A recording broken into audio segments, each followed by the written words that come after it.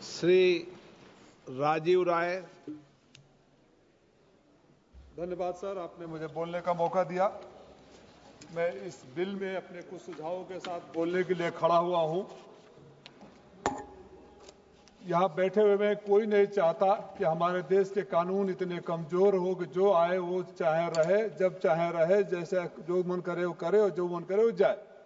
लेकिन सवाल ये है कि जब हम ये कहते हैं कि हमारे यहाँ आवश्यकता से अधिक लोग रह गए, इलीगल लोग आ गए या ओवर स्टेट कर गए, वीजा की प्रॉब्लम, जिस तरह मनीष तिवारी जी जो बातें कह रहे थे उन बातों को दोहराऊंगा तो ज्यादा टाइम लगेगा।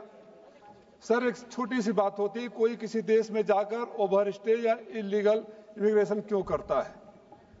या तो उस देश में खुशहाली की व्यवस्था हो, अच्छा अर्थव्यवस्था हो, बेहतर फ्यूचर हो, जॉब हो, या कोई अपराध करने के लिए आता है। और उसका एक ही पैरामीटर है, पासपोर्ट में आपकी रैंकिंग क्या है, आपके पासपोर्ट की ताकत क्या है। 2014 में आप 76वें स्थान पर थे, डंका बजाते बजाते 2024 तक आते आते 85वें स्थान पर आ गए। तो ये बताता है कि आपकी ताकत क्या है। बिल में कुछ ऐसी बातें हैं जो अंतर्राष्ट्रीय मानकों को देखा जाए तो बैलेंस नहीं रखता है। और उदाहरण के लिए हिंदुस्तान के लोगों के मन मस्तिष्क से वो तस्वीर अभी भी नहीं जा रही है जहां हमने देखा कि इलीगल इमिग्रेशन के नाम पर हमारे नौजवानों को हथकड़ियों और बेड़ियों में हमारे देश में वापस भेजा गया, और भी प्रधानमंत्री जी आने के बाद। और सरकार खामोश रही। मैं गृह मंत्री जी यहां बैठे हैं, हमारे हजारों लोगों को भेजा गया। अगर डंका बज रहा है, देश की व्यवस्था इतनी अच्छी है तो डंकी रूट से जाने की कोई जरूरत नहीं थी। लेकिन मैं एक बात कहना चाहता हूं समानता और आत्मसम्मान के नाम पर कि अगर हमारे देश में एक भी अभी दिसंबर 24 में देहरादून में जॉशुआ इवान रिचर्डसन पकड़े गए थे सैटेलाइट फोन के साथ।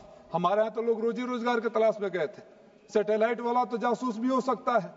2023 में बिहार में पकड़े गए थे अमेरिकन सिटीजन जो नेपाल क्रॉस करना चाहते थे।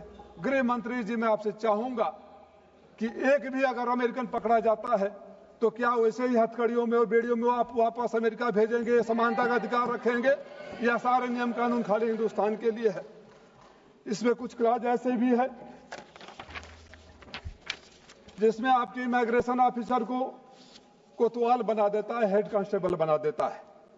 No warrant required for arrest. Authorities can arrest without a warrant any person suspected of entering India without valid documents. Fine. All of us support nobody should enter in India without valid documents. Arrest can be made even on reasonable suspicion rising concern of subject. A reasonable suspicion to individual हो सकता है। आपको लगता हो कि कोई पत्रकार आकर आपकी आलोचना कर सकता है, कोई आकर आपकी डॉक्यूमेंट्री बना सकता है, तो आप उसको भी रोक देंगे। जो आपकी आइडियोलॉजी से सूट ना करे आप उसको भी रोक देंगे। कॉन्स्टिट्यूशन की भी बातें होती है। अब foreigners are barred from associating with a person of specific description. It is a very vague and open term. इसके लिए तो कुछ आपको स्पेसिफाई करना पड़ेगा ना सर। आप जिसको चाहें अपने हिसाब से डिसाइड कर दे। आर्टिकल 21 इंटरनेशनल सिटीजन्स के लिए भी कुछ फंडामेंटल ह्यूमन राइट्स देता है। अगर आप उसका सम्मान नहीं करेंगे तो जो भी आपके खिलाफ खड़ा है, चाहे बाहर की धरती से बोल दे, यहां से बोल दे, आप उसको रोक देंगे। और अच्छा हुआ आज कानून आया। इससे पहले तो हम सरकार के मंत्रियों, मुख्यमंत्रियों को जब भी चुनाव होता है खाली यही सुनते आए हैं कि इस प्रदेश में इतने बांग्लादेशी घुस गए, इतने पाकिस्तानी घुस गए। आपका आज से पहले रोकने का काम नहीं था, गिनने का काम था कि झारखंड में बांग्लादेशी आ गए, उत्तर प्रदेश में बांग्लादेशी आ गए, बिहार में बांग्लादेशी आ गए, और तो और नाक के नीचे दिल्ली में रोहिंग्या और बांग्लादेशी आ गए। तो उनकी भी कुछ जिम्मेदारी होती है क्या? अगर उनकी कोई जिम्मेदारी नहीं होती है तो उनकी भी जिम्मेदारी तय होनी चाहिए। सबसे पहला बड़ा ऑब्जेक्शन है, ये बेसिक फंडामेंटल राइट का भी है। डेमोक्रेसी में अच्छा नहीं लगता कि इमिग्रेशन काउंटर पर कोई देश में आता है, वहां के अधिकारी को कोई भी अपलेट अथॉरिटी नहीं हो जहां जा सके, आप किसी को रोक दे। स्कूल, कॉलेज, अस्पतालों में तो नियम पहले से ही थे। कोई आता है, एडमिशन लेता है, तो उसको कमिश्नरेट में या पुलिस अफसर में जाकर रजिस्ट्रेशन कराना पड़ता है।